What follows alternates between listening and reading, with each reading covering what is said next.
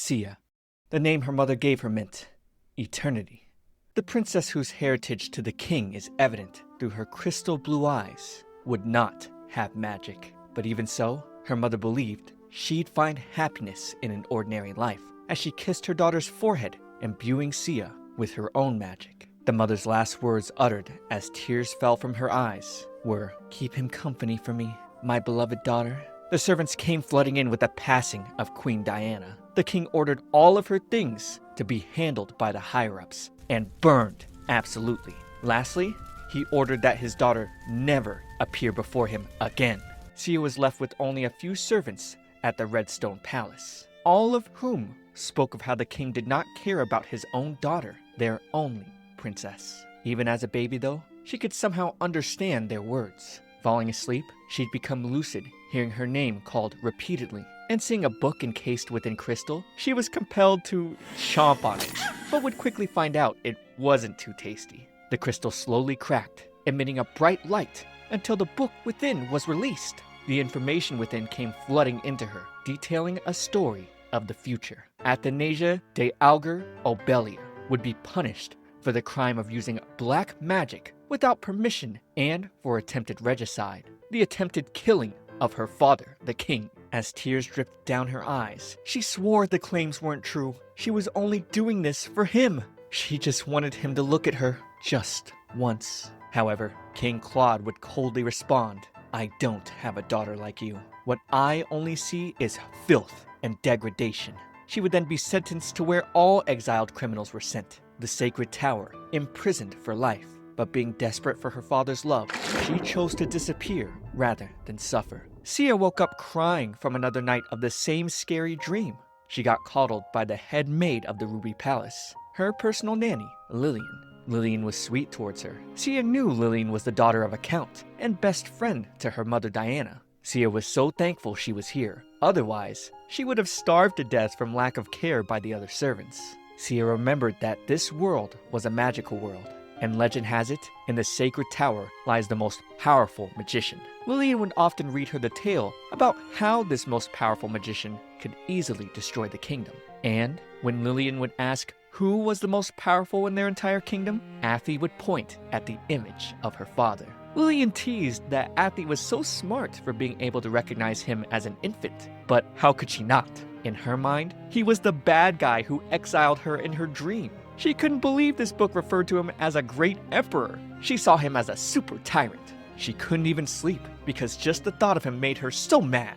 Every time she thought about being exiled, it brought her to tears. 3 years later, Athy would awaken from sleeping in a pile of books because she could hear her servants talking. She would ask where they were going, and they explained Lillian requested they decorate the palace with flowers since they were in bloom. Athy wanted to join them. The servants had a merry time decorating with Athy. She had really grown on them. To them, she was their cute little princess. Athy skipped around, looking to take the remaining flowers back, until she spotted the one servant who didn't seem to love her as much. This particular servant seemed a little off, questioning why this place was made by the king for the queen to make her happy, because it did not contain treasures, but instead ordinary things. Athy would happily greet the servant, who made the excuse she was new here and just got lost. The maid had no idea that this bright, smiling little girl was the princess. With Athy telling her she was more familiar with this place, the maid asked where all the golden things were. So, Athy pointed first to their grain supply, then bread, then sunflowers. Finally, the maid lost her mind and outright said she was looking for treasures. Now that Athy understood, she told the maid she could have just told her she wanted to steal. The maid tried assuring Athy that's not what she meant at all. But to this, Athy told her the valuable things here couldn't be seen with the eye. Quote, "If I don't make it clear, I've wasted my time. Come with me." And begrudgingly, the maid followed. There, the two spied on the kitchen. The maid thought she'd been tricked again. But no, Athy explained the palace was abandoned by the king long ago. Thus, all the treasures, if there were any, were long gone. That's when Hannah appeared, holding a delicious plate of sweets. The maid began to drool, seeing the plate had real gems. Athy then decided to make her attack, getting right in front of Hannah to cutely beg for chocolate. Hannah gushed. Athy's charms were super effective. Sasha then came over to tell Hannah they weren't allowed to give Athy chocolate before dinner. But with a tug at her dress, Athi's charms worked again. Now the scolding maid was handing over the chocolate personally. Sasha told Athi not to tell Lillian, otherwise they'd all be in trouble. And Athi agreed, parting the maid with a sweet kiss on the cheek. Shortly, she'd convinced the two maids that Lillian was calling them and signaled the conniving maid that the coast was clear. Opening the drawers to the valuable finery, the maid greedily took all the jewels off of them. However, Athi would take away the pouches filled with jewels, apologizing as she told the maid these belonged to her. And in response, the maid picked up the kitchen knife, threatening Athi. But the little princess saw exactly how she was going to win. Athi began her run, narrowly dodging a wicked knife toss and pulling the rope. It was game over. The decoration from the ceiling came crashing onto the maid. Lillian and the rest of the servants came running, not expecting the sight of the maid being trapped and their princess being victorious. With the maid being taken away, turns out she got in using someone else's identity. Athi was fully prepared, and so happy Lillian was safe as a result. Because of the prophecy Athi had gotten from her dream, she saw her beloved nanny finding the intruding maid one evening and getting stabbed to death as a result. Now Athi could see that prophecies could be changed. This was Sia, a magical princess who didn't know magic. Her secret being, she could see the future. And while her future held scary things, she wouldn't let herself succumb to them. That evening, Felix brought His Majesty the last batch of documents. Before leaving, Felix nervously explained the story he heard about the princess catching a thief in the Ruby Palace. However, Claude did not want his time wasted with useless stories. In the magic tower, Lucas awakened. He could sense someone was changing the fate of the Obelian Empire, and now felt compelled to seek them out. In a certain magical land, there lived a pitiful princess. The princess's mother died soon after giving birth to her. Her father, far from loving her, found her detestable, having said he never wanted to see her again. Thus, the princess grew up without the love of the emperor, and for a long time, she was alone. Then, when she was 9 years old, she met him for the first time. This man is my only family, she thought to herself. She did everything she possibly could to win her father's love. But when she was 14, at her debutante ball, her hopes were shattered. The truth was that the emperor had another daughter. Jeanette was like an angel, having captured everyone's attention and love in mere moments, including, of course, their father's love. To win her father's love, the pitiful princess dirtied her hands with black magic. In the end, her father banished her, and her life came to an end. Athi groaned over the story. She was certain the princess no one loved was her. Even just being a supporting character, Athi felt bad for herself. No, she wouldn't accept this as her life. She swore she'd break free. Because of that incident with the thief, now more people were guarding the kitchen. Looks like it was going to be a lot more difficult for Athi to gather funds for her escape. Even so, she wasn't going to let something like this ruin her plans. As a baby, she was enamored with the finer things. Lily could see that, and thus gave her tons of golden toys. She would grow up using her doll eyes to charm the maids into giving her chocolate. And while the snack was tasty, her real goal was to gather the expensive pins that held the balls for her stash. According to her dreams, she'd run into her father at 9 years old. So, all she had to do was make her escape before she turned 9. And of course, she'd take Lily with her. Noticing she got some chocolate on her hand, she decided to go wash up in a nearby fountain. But while washing, she almost fell in. But catching herself and seeing her reflection, she was reminded of how people told her she looked exactly like her mother, with the eyes of her father. Only the imperial family inherited these jeweled eyes. However, she didn't inherit any magical powers. She wondered if this was why her father hated her. Despite everyone saying she's the only one who inherited the eyes, she knew the other princess, Jeanette, existed.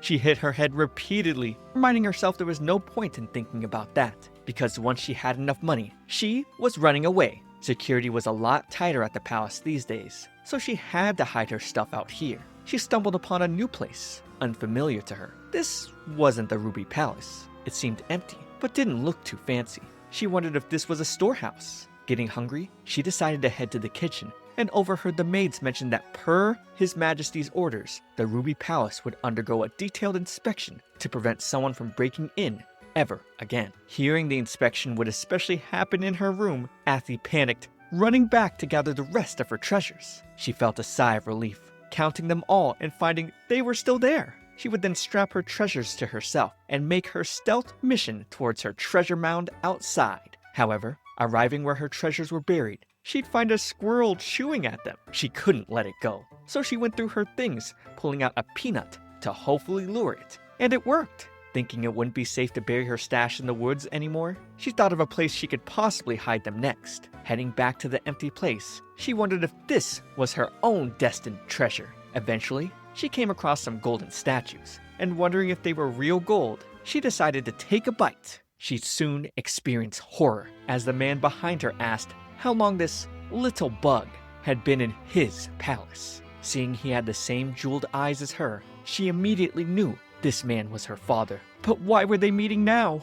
He thought he'd seen her face before, but all she could think about was how they were supposed to meet 4 years from now. This was far too early. Realizing Athy looked a lot like that woman, he reached towards her, and even though Felix tried to stop him, Claude lifted Athy's chin with his finger, uttering the name that woman named her, Athanasia. Pinching her cheek, he pointed out how she's grown very round.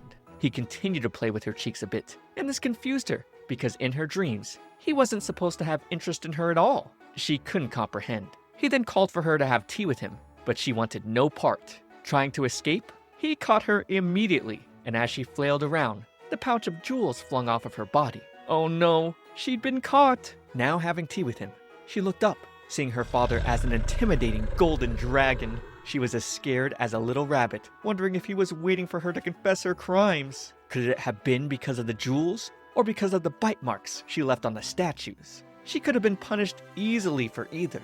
With her being silent the entire time, he asked if she knew how to speak. He found this boring, so she brightly answered, "Athy can talk." After hearing her voice, he asked why she was silent. Felix then came by, offering her cake to hopefully calm her nerves. He then told Claude he's heard that everyone was shy around strangers at the princess's age, and in response, Claude ordered Felix to leave the room. Athy began to panic. She didn't want to be left alone with her father. He then asked Athy if she knew what her name meant, and explained the meaning was undying and eternal. Athanasia was a monarch's name. In Obelia, only the rightful heir was bestowed a name with such powerful meaning. Even he wasn't allowed a name as powerful as hers. To give their child a name like this, he saw Diana as a truly bold woman. Athy wondered if she made her father angry. He wasn't the Empress's son, so he had no place in the imperial succession. He defeated his cruel older brother and took the throne, but even now, he's still criticized for not having an emperor's name. She wondered if he didn't like her name. He then told her to eat, and so she nervously responded that the cake looked delicious and began digging in, thinking if she didn't, he might kill the maids. She desperately wanted to go back to the Ruby Palace and see Lily. Asking who taught her manners, Claude was reminded of Lillian York, who 5 years ago appeared before him, asking to look after his daughter. Lillian and Diana were the only two people who blocked his path and did not die for it. He then asked Athy if she knew who he was, and she at first didn't know how to respond. She hesitated until finally saying, "You're my papa, right?" This caused his eyes to widen, glimmering on the outside. She panicked on the inside, calling him Papa of all things. She thought she was done for. She felt she should have called him His Imperial Majesty the Emperor, like a normal person. Lily was about to order the maids to look for the princess, but that was when Athy would come running after her, with Felix following closely behind. Now hearing her father would be calling for her again soon from Felix, Athy felt so sick, she puked at the idea of you not hyping the video and subscribing to my channel. Because here at My Shoujo Weekly, you're going to have tons of stories to listen to within the shoujo genre. Looking for stories about reincarnation? I got that. Looking for stories about villainesses? I got that too. What about handsome vampires? Oh, come on. You know I definitely got that. And if you're looking for a little more stimulation outside of the stories, you can join my live streams at youtube.com/ComfyTea live. I always play the newest games and go over juicy anime drama. Alright, enough self-plugs. Let's get back to the story. Heading to meet her father, the princess tugged at Lily. She was scared, but ultimately made her way to where Claude sat alone on his throne. After Lillian graced herself, Claude recognized it had been 5 years since he'd last seen her. She felt sick. Even knowing while everyone said her father was a great man, she knew he was actually cruel and heartless. He stood up to explain he couldn't look after Athy because he's been busy with government affairs. Athy felt he was lying, but regardless, her life has been fun so far. She wished he'd just leave her alone. staring at her directly. She suddenly got startled and started imagining she was just a palace mushroom. But her wishes would be in vain, because after hearing about the incident at her palace, he now said he'd be looking after her, declaring she'd be getting treatment befitting a princess. Athi never imagined things would end up with her sitting outside with her father at the Ruby Palace. She was supposed to avoid him and live quietly. After all, the tragedy in the future was caused by her running into him. As long as she never met him, she would have been able to change her future. She was so frustrated. But now seeing all the various desserts put in front of her, she couldn't help but drool and wondered if this is what he meant by princess treatment. She questioned if the food was poisoned, promising herself she wouldn't give in and eat it. And right after, he'd ask why she wasn't eating, questioning if she thought he had poisoned it. Now she thought he was a mind reader. She tried the excuse of Lily saying if she ate too many sweets, she'd get cavities. But he'd shut it down, reminding her she had no problem eating them yesterday. And so, she nervously dug in, and one bite was enough to make her glow. She really started chowing down, not wanting to waste a bite. Getting to her last cake, she was surprised to hear her father say he enjoyed this, and wanted her to join him at tea time every day. She couldn't believe it, and that's how her life of seeing her father every day began. She questioned why he suddenly started playing Happy Family. It made her so anxious, she tripped over herself. But every once in a while, something nice happened. She munched on a gold statue, and he thought nothing of it. She tried to show proper etiquette, and it only made her more clumsy and nervous. Every mistake, she thought it'd be all over for her. But for some reason, it seemed like her father didn't intend to criticize her. She wondered if he regretted what happened to her, and was trying to be kind. But either way, she wasn't as scared of him as she was before. On a particular day while getting dressed by Lily, she was told about beautiful flowers on a lake she'd be seeing with her father. Upon greeting him, he commented she seemed more, well, fleshed than before. Whatever that means. She'd compliment him right back by saying he was wonderful too, making both Lily and Felix nervous. Her father didn't respond to it, simply telling her to follow him instead, leaving her panting scared. Athi dashed all around, collecting the wonderful flowers she wanted to show Lily, until finally, she stumbled upon the lake. Being presented the boat, Lily was hesitant in letting Athi go, since she wasn't comfortable on water yet. But Claude assured her it'd be fine. The fine, however, would be him improperly grabbing her by the collar into the boat. She looks cute at least. Floating along, she thought things were awkward with him staring at her the whole time. She didn't know what to say. She could hardly breathe. He finally asked what she was thinking, and scrambling to find something to say, she burst out, "Papa, your hair is all sparkly. It's pretty. Athi loves it," while crying internally because every time she saw it, she thought of all her gold. Noticing she liked sparkly jewels, he reminded her he had hers, and that she should come get them sometime. She wasn't brave enough for that, though. Time passed so leisurely, and the wind carried the scent of flowers. She was really enjoying this. But come to think of it, she wondered how they were moving since the boat wasn't being paddled with oars. That's when she figured it must be her father's magic. She noticed his clear blue eyes, like sapphires, and wondered if her eyes looked like that too. She questioned if she could use magic. Would her father like her? Spotting a blue lotus flower, she was so enamored by it, she went into a trance and tried to grab it. But when she held it, it pulled her in. Something else was trying to drown her. She desperately wanted her father to save her, but in this moment, could only see when he had turned her away. She began to submit to her fate, as vines pulled her deeper into the water. However, she couldn't tell her father had jumped in to save her. She felt so cold, but warm in one particular spot. When they were out of the water, as she coughed it up, she saw her father drenched. She couldn't believe he actually saved her. Felix would go try to give the king his cape, but Claude would say there was no need, then proceed to quickly dry Athi off with a single stroke of magic. He then told Felix to teach Athi how to swim starting tomorrow, because it wouldn't make an amusing story if his daughter were to drown. Athi couldn't believe he would call her by such an endearing familial title. Walking away, he suddenly felt dark magic shock him, but continued on. After Athi returned to her palace, a combination of shock and cold confined her to bed. She couldn't stop thinking about what happened that day. Lily explained what she had grabbed was a dream lotus. They create illusions to draw on living creatures. They typically weren't dangerous as long as a lot didn't congregate together, and only those who didn't possess magic were drawn to the flower's allure. At night, where Claude went to see visions of his late wife, she seemed happy to see him. He thought he'd forgotten things like emotions a long time ago, but could tell he didn't hate his daughter. As he wrestled with the darkness, all Felix could do was watch. He hoped one day light would illuminate a path for his king. The next day, Athy was presented with a flock of new maids, and then Felix kneeling before her. As of this day, he's been provisionally appointed as her guardian knight, and he looked forward to serving her.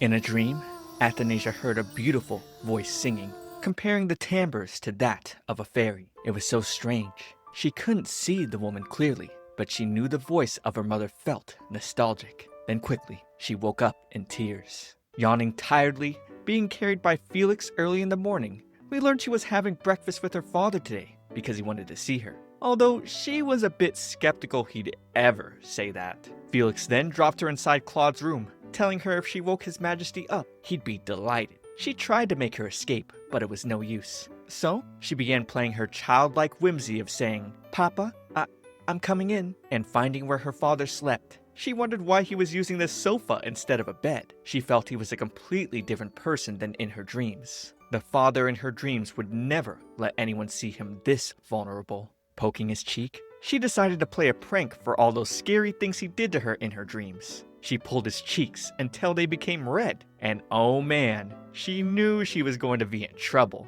So she sang him a lovely lullaby, and he continued his sleep in peace. At breakfast, Athanasia tried to take the topic away from her father's red cheeks to mention there were so many things she'd never seen here before. She gave him some nervous giggles as well. A bell started chiming, and Felix reminded Claude that Duke Alpheus would be arriving any moment now, and the Duke was also asking the princess to be present. Athy had no idea what was going on, but starting tomorrow, her father wanted her here for breakfast every morning. She wasn't the most excited for this, but decided to put thinking about it away by exploring the palace since her father permitted her. She found a room full of the Obelian Empire's royal family portraits, hoping to see a painting of her mother. However, none of the ones hung up had her, until she found one covered under cloth with Diana's name on it. But, revealing it, the painting was blotched with burns. Athy could just imagine the visions of the fire. She had no idea her father hated her mother so much. She rolled around,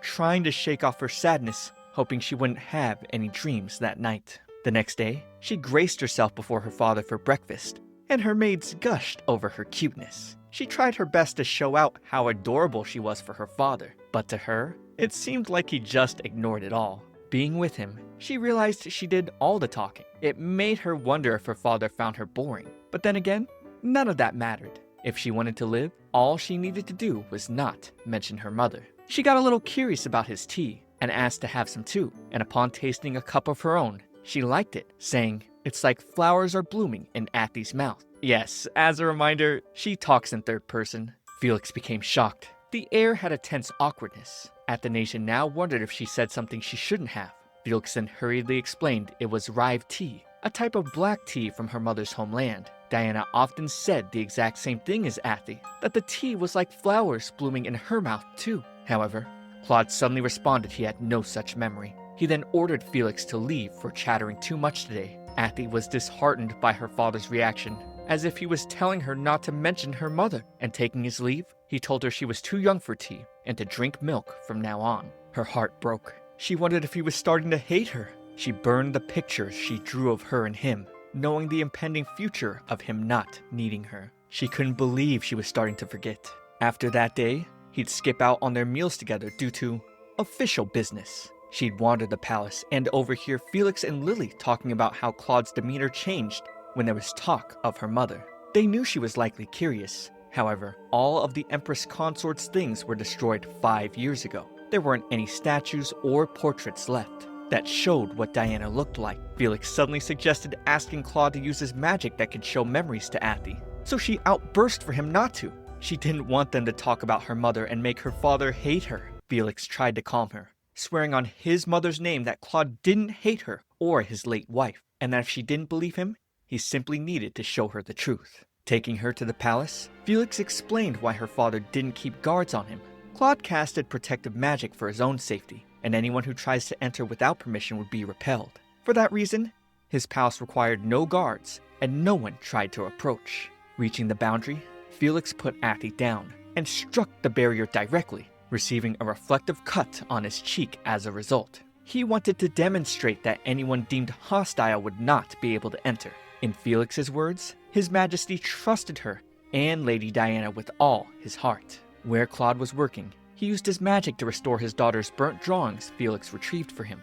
Athy then entered, reminding him she hadn't seen him in 2 days now, and brought up how Felix told her if she asked, he would show her her mother. She tried to take off in case he was too busy, but he'd pick her up, and in his room, he'd sit her down on his bed. Since she wasn't sleepy, he asked her to sing him a song that drove the nightmares away like before. This made her wonder if he was just pretending to sleep that other time. She told him she forgot it, so he asked her what would make her remember, telling her disobeying an imperial order was a grave crime. You best believe she remembered immediately. While she sang, he used his magic to display a beautiful night sky, until she eventually knocked out. He saw her as impudent, much like her mother, and used his magic to fill her mind with what she'd been wanting. In her dream, she could see and hear her mother clearly. As she called out to Claude, Athy didn't know her father could smile so warmly, and seeing her mother giggle, it's like she was saying, "This is true happiness." The father and daughter napped peacefully together. Now back to where I was before YouTube so rudely made me blur out things from the original video. As a good portion of you watching this video know, this donghua or Chinese animation is based off of Who Made Me a Princess, a manhwa and novel that started in 2017 and finished in 2022. And while the show looks pretty, it does derail a major component that changes the story's whole dynamic. You see, here, Athanasia is just some extremely self-aware baby to little girl that saw visions of the future in a dream. But in the original manhwa, she's supposed to be a mid-20s South Korean girl that gets transmigrated or isekai reincarnated into one of her favorite novels. So instead of trying to escape her destiny of being executed because she knows that's where her character ends up, now she wants to escape it and retain her father's love because she's just a cute little girl who desires familial connection. I'm much more of a fan of the original direction because even though the isekai trope is played out, I feel like her just seeing the future in a dream and being scared is even lazier writing. There's a lot of minor differences as a result, such as episode 1's plot about the sneak-in maid not being present in the manhwa at all. And in episode 3, she's not supposed to know her father saved her from drowning right away, much less have him blow dry her. Although this does allow the donghua director to lean more into Athanasia and her father's connection. Overall, not a fan of the plot change. I recommend everyone who hasn't read the manhwa to go read it as well, but the show is still fine. Subscribe to the channel and hype up the video to keep up with new parts. For now though, watch this next video. It's me, ComfyTea. I'll see you all in the next one.